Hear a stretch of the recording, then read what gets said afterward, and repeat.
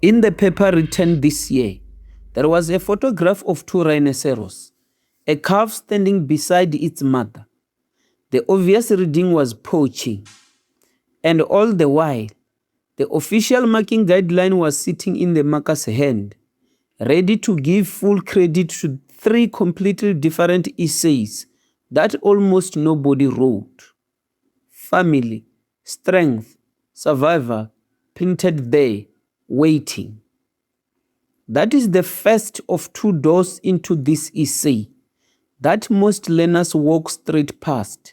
The second one costs even more. There is a phrase buried in the rubric, including introduction, body, and conclusion. It appears in the top three bands. Then, at the fourth band down, it simply vanishes. Which means this: without a conclusion, the rubric will not permit a marker to place you in the top three bands, however good your sentences are. 50 marks, half of paper 3.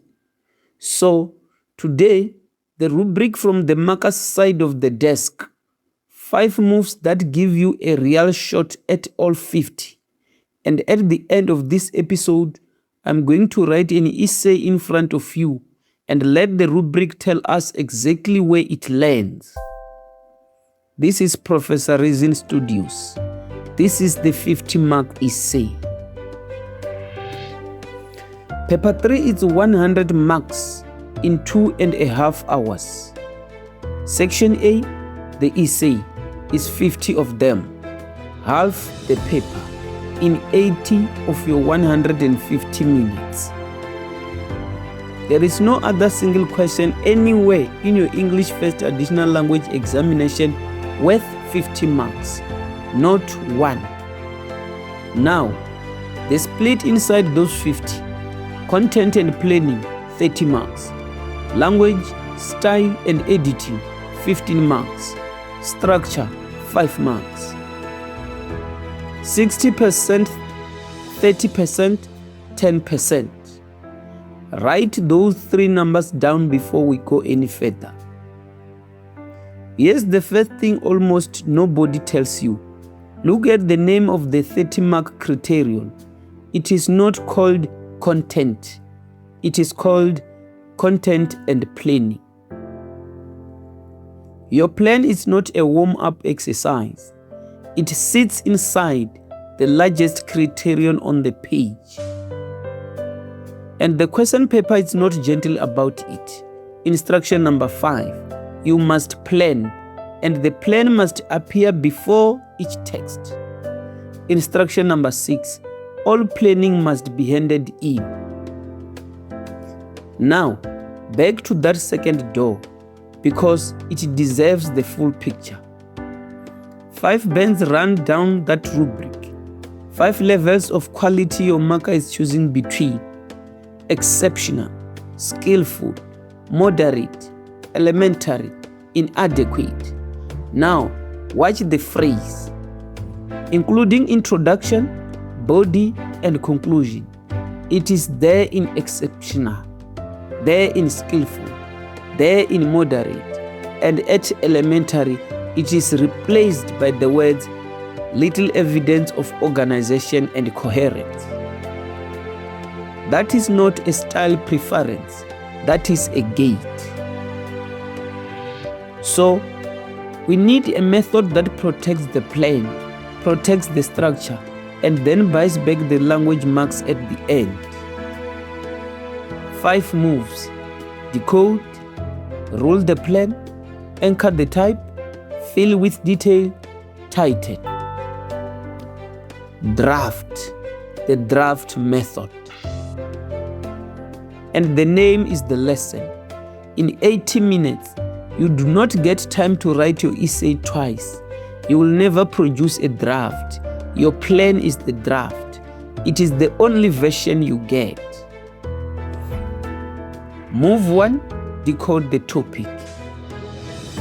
You are given 8 topics, 5 written, 3 as pictures, And 3 is the maximum number of picture topics the guideline permits.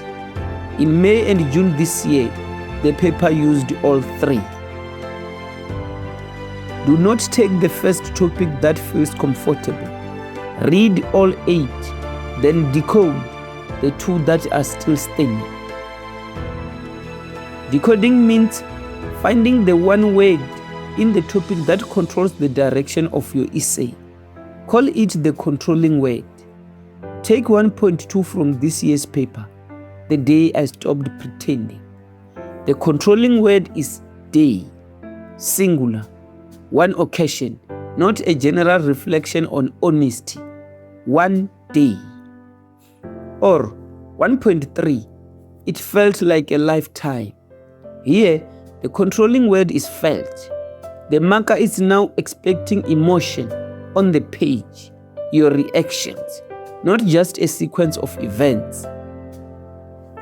Your 10, topic 1.5 from the same question paper. To get lost is to learn the way, an African proverb. Find the controlling word.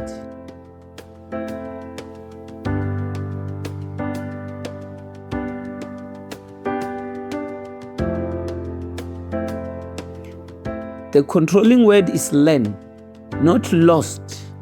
An essay that only describes being lost has missed the topic, because the proverb is not about the losing. It is about what the losing teaches you. That distinction is the difference between a relevant essay and a drifting one. Now, the pictures, where the marks are simply lying on the table. For every picture, the marking guideline gives the marker 2 kinds of reading to credit, literal and figurative. Almost every candidate writes the literal one, and if you choose a picture, 2 rules bind you. Your own title is compulsory, and there must be a clear link between the essay and the image. Move number 2, rule the plan. 5 minutes, not 15, 5. To rule the plan means exactly what it sounds like. You rule 5 lines on the page before the essay begins. Line 1, your title. Line 2, the introduction. Line 3, 4 and 5, your body points, and 1 more for the ending.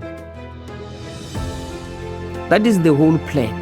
Then you draw a line through it, and you hand it in with your script, exactly as instruction 6 requires. And here, it's why so few lines are enough. The rubric does not award marks for a beautiful plan. It awards them for a response that is organized and coherent.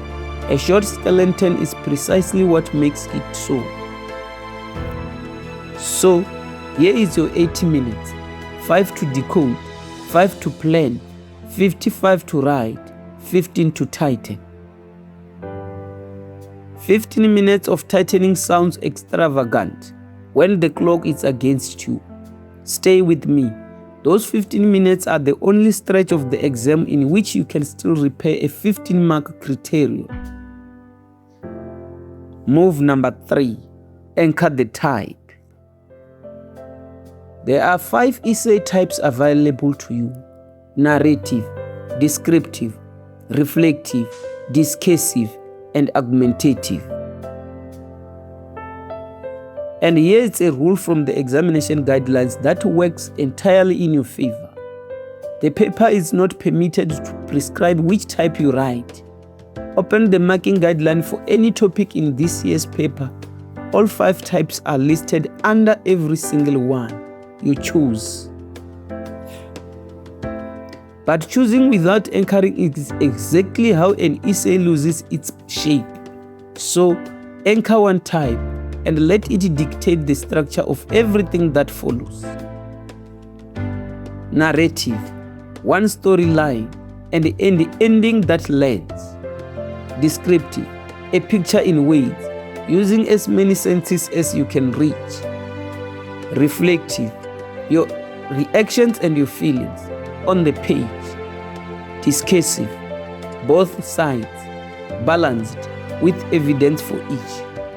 Argumentative, one viewpoint, a range of arguments, and a conclusion that states your position without flinching. If English is your additional language and the clock is running, narrative and reflective are usually the safest anchors. Discursive and argumentative demand balance, connectives, and a conclusion with real weight, and they punish you hardest if you run out of time. Choose the type you can finish, not the one that sounds impressive. Move number 4, fill with detail. This is the move that separates the elementary band from the moderate band, and the rubric's own wording is worth hearing exactly. Elementary says, unclear ideas and unoriginal. Moderate says, ideas are reasonably coherent and convincing. The difference between those two cells is not vocabulary, it is specificity. I was nervous, is telling. My hands would not hold the pen still, is detail. One of those is unoriginal, the other is convincing. Same learner, same moment, several marks apart. 3 body paragraphs, 1 idea in each, and every one of them visibly attached to your title, because the harshest line in the entire rubric is reserved for the essay that drifts. Totally irrelevant response, 4 to 6 out of 30. And if you choose a picture topic, name something from that picture at least twice inside the essay itself. Do not make your marker go hunting for the link. Move number 5, title. 15 marks, 30% of the essay, and it is the only criterion on that rubric you can still repair after the writing is finished. So, in your last 15 minutes, read it back slowly and hunt for things. Tense that slipped half through, subjects and verbs that stopped agreeing, the spelling of the words you repeated most, and paragraphs that never got a break. One more thing, on the word count, 250 to 300 words. Write to it, but do not amputate your conclusion to land exactly on 300, because the marking guideline is explicit that no additional penalties may be imposed, since the rubric already imposes its own. Losing your conclusion costs you a whole band. Going forwards over does not. 5 moves. Now let me stop describing them and use them. May and June 2026. Topic 1.7. The photograph of the 2 rhinoceros, a calf standing beside an adult. Decode. The literal reading is poaching, and that is the one most learners will reach for first. The figurative readings, the memo credits are family, strength, and survivor. I'm taking survivor through family. Rule the plan, 5 lines. And because this is a picture topic, line 1 is my own title, What My Mother Carried. Introduction. The calf does not yet know that the horn beside it is the reason they are hunted. Body number 1. What the calf learns simply by standing there. Body number 2. What that horn costs her every single day. Body number 3. The morning she is not there. Ending. One sentence that turns the image outward towards us. Anchor. Reflective. Carried on a narrative spy, not argumentative. I do not have 80 minutes to build a balanced case and still finish it properly. Fill. Every paragraph will name something visible in that photograph. The dust, the difference in size, the horn. That plan took 5 minutes. Here is what came out of it. 258 words. Written to that plan you just watched me rule. I'm going to read you 3 pieces of it, and then I'm going to mark it. The opening. I did not know in the beginning that the thing on her face was the reason men came. To me, it was simply part of her, like the dust that settled in the folds of her skin, like the low sound she made in her chest when she wanted me closer. The 10, I began to notice that she never slept the way I slept. She would lower herself and then lift her head again, listening to a silence that sounded empty to me. I thought her horn was strength. I did not know it was a prize. And the ending, I am larger now. My own shadow falls the way hers did. And there is weight on my face I never asked for. She carried it so that I could learn too. Before I mark it, you mark it. Content and planning are out of 30. Which band is this? And what would you give it?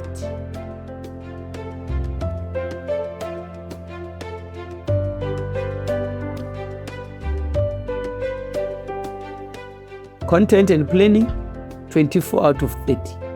That is the top of the skillful band, and the descriptor ends it. A very well-crafted response, fully relevant ideas, evidence of maturity, and very well organized with an introduction, a body, and an ending that closes it. Language, style, and editing, 12 out of 15. Tone and register are consistent from first line to last.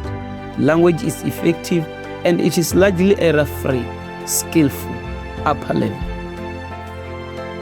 Structure, 4 out of 5. Logical development, coherent. Paragraph with varied in length and doing different jobs, which give us 40 out of 50, 80%, a level 7. Now, the part nobody shows you. Why is it not 50? Content stops at 24 because the essay stays with one idea, the bond between a mother and her calf. It develops that idea well, but it never widens it, and the exceptional band asks for ideas that make the marker think. Language stops at 12 because only 2 lines in the whole piece are truly striking. The rest is correct, but it is not memorable. And structure stops at 4 because the 4th paragraph is doing 2 jobs at once, noticing and understanding. 40 out of 50 from a 5-minute plan and a photograph of 2 rhinoceros, not from talent, from a method. Now, what does that method actually move for you? Decode, rule the plan, anchor the type, fill with detail, tighten, draft. And be honest with yourself about what this move is. An elementary essay at the very top of its band scores 20 out of 50, 40%, a level 3. A moderate essay at the top of its band scores 30 out of 50, 60%, a level 5. 2 bands, 20 percentage points on 1 question. That is what a plan, a conclusion, and the 15 minutes of tightening are genuinely worth to you. 40 out of 50 is what this method produced today on camera from a 5-minute plan. Your first attempt will probably land lower than that. That is not the method failing you. That is exactly what practice is for. Next Wednesday, we leave paper 3 and open paper 2. My children, my Africa. Themes and characters, and the truth method. Wednesday, the 26th of August, 1600 South African time. Take 1 past paper, choose 1 topic, give yourself 8 minutes, and run the 5 moves. English mastered.